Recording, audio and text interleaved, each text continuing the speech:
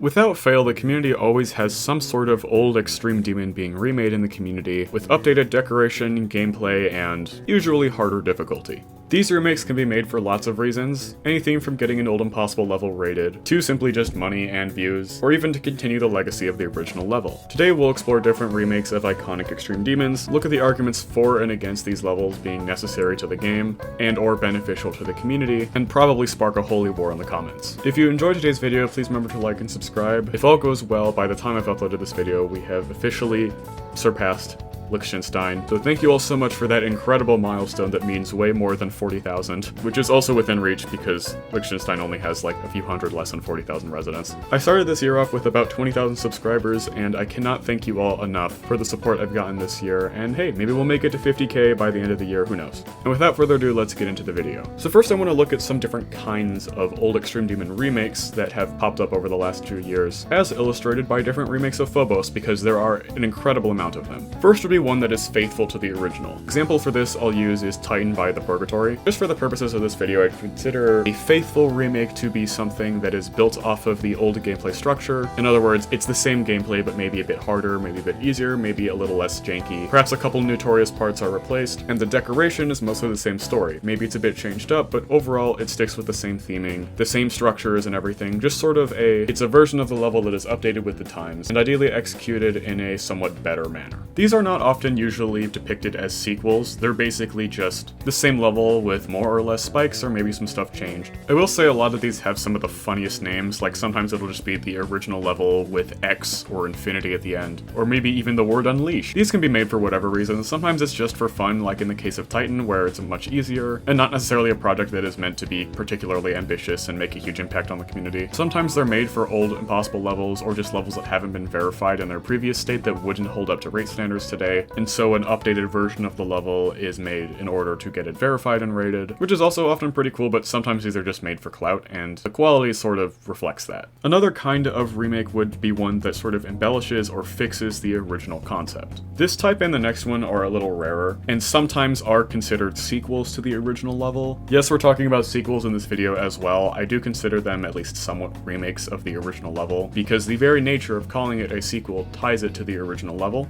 and then I guess you could also call it a prequel or whatever, I don't know, it doesn't really matter. Examples of this would be levels like Hybrids, Deimos, or Thinking Space 2. All of these levels basically take the original concept from this older level and try to make it better in their own way, embellishing different ideas behind the original level and putting them in a more effective and more well-executed manner in a new level. Oftentimes these still make an effort to be faithful to the original quirks and ins and outs of the original level. For example, Thinking Space 2 still has a wave part that goes backwards and all of that, and the rough structure of the gameplay is still pretty similar. And Hybrids Deimos follows a similar structure for, I don't know, like the first 4 parts, and then it kind of just does whatever. The final remake version, which is probably the least common in my opinion, at least from what I've seen, is the reimagined version. Not to be confused with the previous type, a reimagined sort of remake would be something like Skelly's Deimos, in which it's nothing like the original, it's just taking the original concept behind the old level and making it as it would have been made in the present day, without really caring about sticking to the original gameplay or design, but just their own take on the very concept of the level. Personally, I wouldn't really consider stuff like this remakes necessarily. I feel like it just makes more sense to call them an original project inspired by an older project, because it's so loosely tied to the original level that it doesn't really make sense to call it a sequel or a remake, because you're kind of just making your own idea, which is fine, but I don't think this kind of idea has enough of a tie to the old level for it to make any sense. So in terms of the arguments for whether this is beneficial for the community or not, some arguments in favor of Extreme Demon remakes would include stuff like it helps it become more enjoyable and more playable for the modern community. It's more interesting than an original level because you get to see what someone wants to do with an old one, I guess. And arguments against it would be that it's more unoriginal or it serves little purpose, and a lot of the times these are just kind of made for clout. There's a lot of arguments on both sides that apply to certain kinds of remakes or different executions of all of these types of remakes I've just outlined, but I think generally the answer to this question is a bit more complicated. It honestly has to do with how any of these ideas are executed. Sometimes someone makes a remake of an old Extreme Demon, perhaps because that demon has personal significance to them, or maybe because they want to fix something that people ragged on the old level for. For example, Void of Thought is a very unknown version of Thinking Space with updated decoration decoration.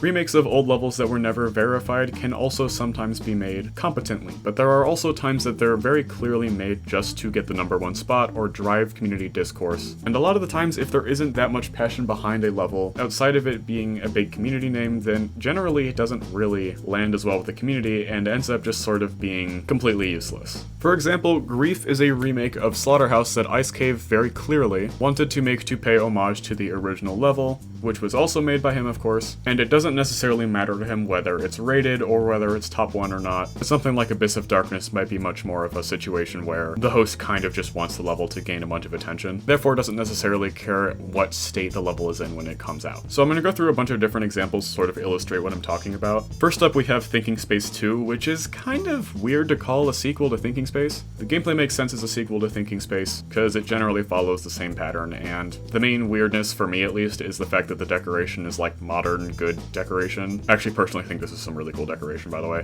which feels off-putting because the original Thinking Space is known for being decorated in a way that a lot of people find extremely ugly. So regardless if this is a good sequel or not, or whatever you want to call it, I think it's overall a good remake because it was executed well. It feels weird calling it a sequel, but to me it feels a lot like Hybrid's Deimos in the sense that it's fixing the problems with the original while making something similar but not completely the same. Slaughterhouse, at least to me, feels like a reimagined sort of remake, and I would also consider this to be pretty successful because I think it does a better job of conveying the ideas in Slaughterhouse, the original 2015 version, and it can stand on its own 2 feet as an original level. Perhaps a bad example would again be Abyss of Darkness. In the team's defense, Dill's Thick did already have 98x2 on this level, and they were kind of rushing the decoration process to get it out, but a lot of decisions made for this level were clearly motivated by just wanting this to be a top 1 and nothing else. There's no cohesion between parts necessarily, other than the fact that they're just rate-worthy, I guess. And there's even some gameplay differences to the original old Abyss of Darkness that made the level overall a bit easier. Essentially, the pattern that I'm pointing to here is that if a remake is able to be interesting by itself without having to rely on its ties to the legacy of and interest in the old version of the level, then it is likely to be a successful remake that people will generally enjoy. Watching people play, playing it themselves, whatever. Because most of the reasons for a remake, whether it's fixing something with the old level or making something more interesting about the old level, or remaking the idea behind the old level in your own image, if any of these are executed well, then the whole point of the level is to be more interesting than the original. But if for some reason this fails, or the whole point of the level was to reach a certain level of fame within the Geometry Dash community, then the quality of the level generally suffers. This is why some levels like Death Moon are functionally impossible to remake because there's nothing that you really can improve on some old levels. So if a level is already extremely interesting to the player even in the current day and your goal is to make it more interesting with a different version of the level, then good luck with that. But it's a pretty difficult task. In conclusion, I do think Extreme Demon remakes are overall beneficial to the community when they're executed well. And by that I mean the reason that the remake is in production is because the host or whoever's at the head of the project actually wants the level to improve on the old Extreme Demon. Just making a remake for the sake of making it isn't gonna work. So yeah, that's it for today's video. If you did enjoy, please remember to like and subscribe and all that. This is one of those videos that's much more opinionated. None of this is necessarily objective, and if you have a different opinion, feel free to comment it down below. Remember, at the end of the day, it's all just a $4 cube game, or $2 cube game if you buy it on mobile, I'm pretty sure. If you'd like to join my Discord server, the link is in the description, and yeah, thank you all so much for watching, and I will see you all in the next one. Goodbye!